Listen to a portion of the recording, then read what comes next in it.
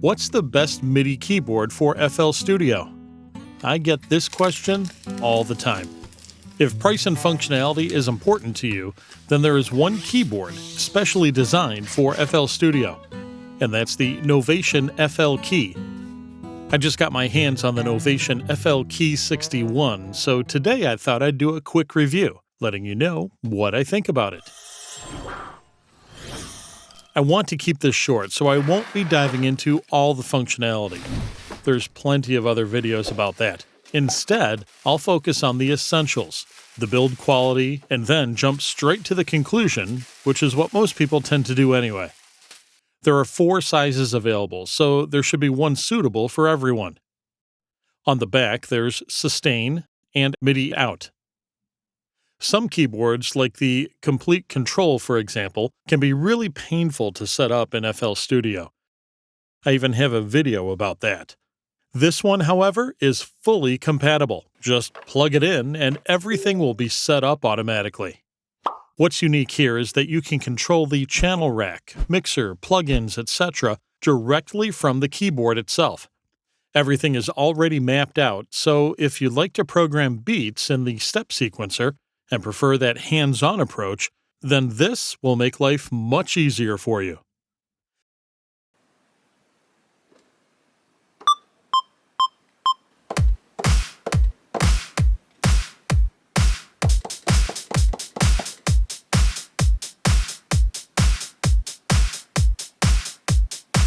And there we go. Easy.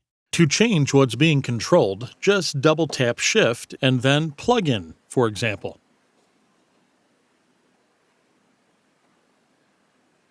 You can also control the mixer, the sampler, and of course the transport controls. There's also undo, redo, metronome, and quantize, which is very handy. Imagine you just recorded something.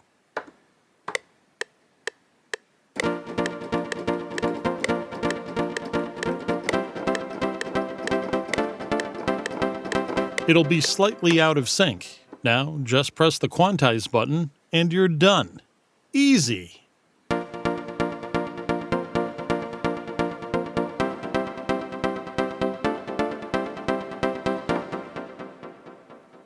The new FLkey49 and FLkey 61 comes with a row of faders which can be used to control the mixer, for example. There's a lot more here, of course, but those are some of the key features. This, in many ways, is quicker and easier to set up and use for FL Studio users, compared to other similarly priced generic MIDI keyboards out there. That's if you intend to actually use this functionality, of course. If you don't, then it doesn't really matter what you use. Besides, many of these things can, to some degree, be mapped and controlled by generic keyboards too, but you'll have to set everything up manually first. If you want to know more about that, then check out my video on it. I'll put the link down below. Okay, moving on. The build quality is pretty much on par with other keyboards in this price range. The semi-weighted keys in particular are pretty good, and I'm really picky about keys. As with any budget-friendly MIDI keyboard, the keys won't be as good as pricier ones, obviously.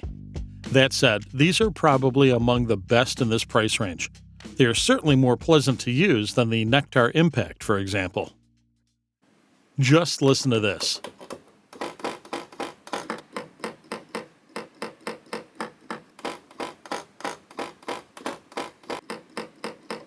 I'm not sure how well this translates through the microphone, but the keys seem tighter and not as cheap and springy as many others in this price range.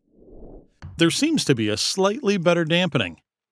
Overall, I'm quite satisfied with the build quality here.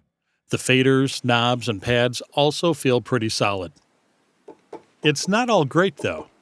The screen is tiny and I have to lean in if I want to read it, which is a bit annoying. The supplied USB cable is also a bit short, and there's no on-off button on the back. Even if your computer goes to sleep, it will stay on, which I don't like. You can probably fix that in the USB power management, but still. It would have been nice with a button on the back there like the Nektar Impact. Overall, though, I think the pros more than outweigh the cons here.